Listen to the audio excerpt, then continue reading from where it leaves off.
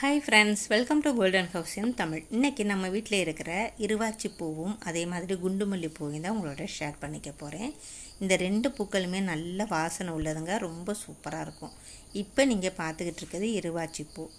இது வந்து இந்த சீசனுக்கு இப்போ ஃபஸ்ட்டு பூக்கிறது. கொஞ்சம் குட்டியாக இருக்குது இல்லையா, அது மொட்டும் அப்படி தான் ரொம்ப குட்டியாக தெரியுது. இது பாருங்கள், அதுக்கப்புறம் பூத்தது நல்ல பெருசு பெருசாகவே இருக்குது. இந்த நடுவில் இருக்கிறது நல்லா மலர்கிறதுக்கு ரெடியாக இருக்குது பாருங்கள்.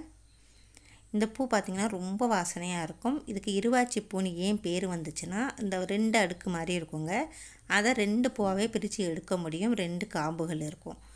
அதனால தான் இதுக்கு பேர் இருவாச்சி பூன்னு வந்துச்சு. இது நல்ல பெருசு பெருசாகவும் இருக்குங்க, பார்க்குறதுக்கு நல்ல வாசமாக இருக்கும்.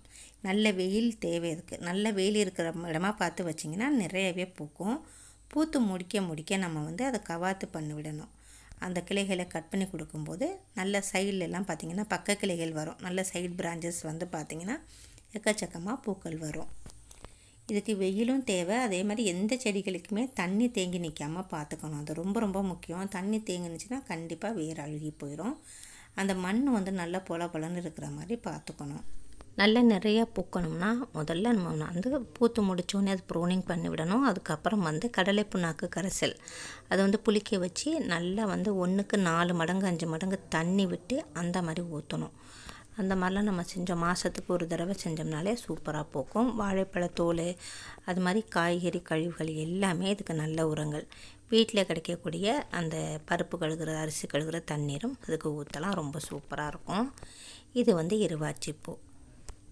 இப்போ பார்த்துக்கிட்டு இருக்குது நீங்கள் மல்லிகைப்பூ. இது வந்து குண்டு மல்லி. இதுவும் பார்த்திங்கன்னா நல்ல பெருசு பெருசாக பூத்துருக்கு பாருங்கள், நல்ல பெருசாகவே பூக்கும்.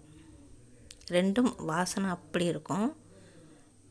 ஆனால் இதுக்கு ரெண்டுக்கும் வித்தியாசம் நல்லாவே தெரியும் பாருங்கள். இது வந்து குண்டு மல்லி, இப்போ தான் வந்து பூத்துக்கிட்டு வருது. இது வந்து இருவாச்சியும், அடுத்தது காட்டுறது குண்டு மல்லியும். இந்த பதிவு உங்களுக்கு பிடிச்சிருந்துச்சுன்னா ஷேர் பண்ணுங்கள், லைக் பண்ணுங்கள். இது வரைக்கும் நம்ம சேனலை சப்ஸ்கிரைப் பண்ணலைன்னா சப்ஸ்கிரைப் பண்ணிக்கோங்க. அதே மாதிரி இந்த செடி யார்கிட்டலாம் இருக்குன்னு மறக்காமல் கமெண்டில் சொல்லுங்கள். தேங்க்யூ.